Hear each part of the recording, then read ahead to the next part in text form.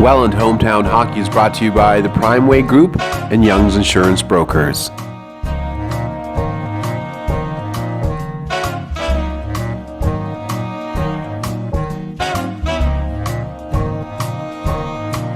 I've got you under my skin. I've got you deep in the heart of me. I grew up, So deep in my heart that you're ready. There's about 6,000. The first captain of the Junior B. Yes. That would have been a big responsibility, looking at first year as a Junior B team and being the first captain. That was a big weight on your shoulders. Well, but it was because the younger guys, like us guys were the older. Well, there's a couple guys older than us, but yeah, mainly the younger guys looked up to us. We had to make sure we didn't lead them astray. Yeah. So why must I try to resist when, baby, I know so well? Life skills that your dad instilled in a lot of these adults now, men, was incredible. He must be a special guy. That was probably the most special about growing up in Welland, is having the experience to be a part of seeing these older guys and the way they played the game of hockey. And I'll never forget, you can remember too, Nick, going to Dad's Bantam midget games and just the pregame warm-up when they were doing the 1, 2, 3 kill stretch in the dressing room, and it just echoed through the whole corridor.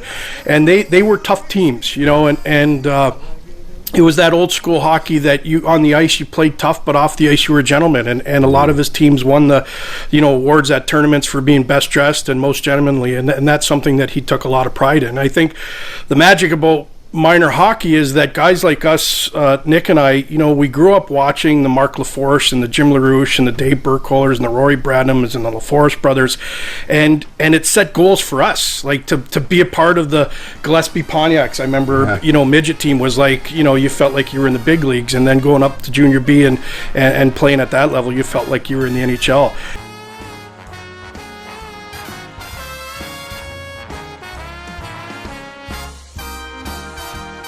A majority of us started in novice and came up through.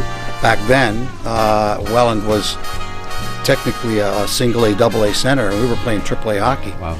And we did very well too all those years. All the Welland organization did.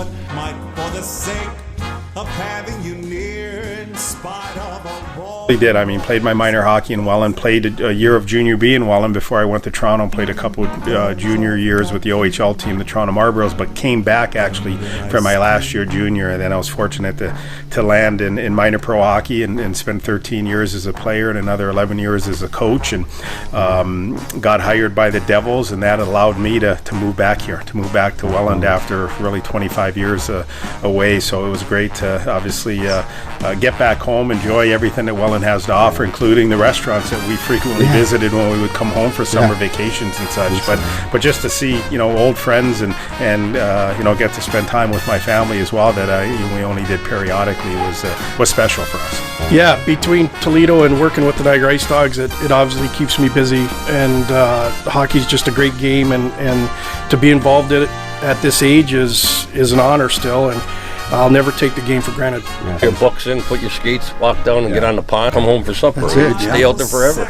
I've seen some great coaches in the past, and I've watched them, and I've tried to aspire to be like them, and I can see minor hockey getting to that point where, back years ago, we had great coaches in minor hockey, and as a young player, you would always look forward to those years when you could possibly play for those gentlemen, like Dave mentioned, Ray Semley, Reg Redshaw, Al Barker. These are Jack Ballantyne. These are leaders that hockey in Welland is what it is because of these gentlemen and what they put into the game, and the trainers too. There was a lot of great trainers, guys who maybe never Doc played Brauweiler, behind the scenes, right? Oh, he was the some of the greatest. trainers of today, like Woody Wag, who went on. I'm sure Doc had an influence on him. Repeats and yells in my ear, says you fool, ain't no way to win. Does use your mentality. pucks was always something that I collected. I tell people I've got about 6,000 of them, and it represents every bad goal that I ever let in. Lifelong friendships, if that can be one word. Like even now as a coach, I still have players that come up to me, and it's great to hear how well they're doing in life. Said you grab me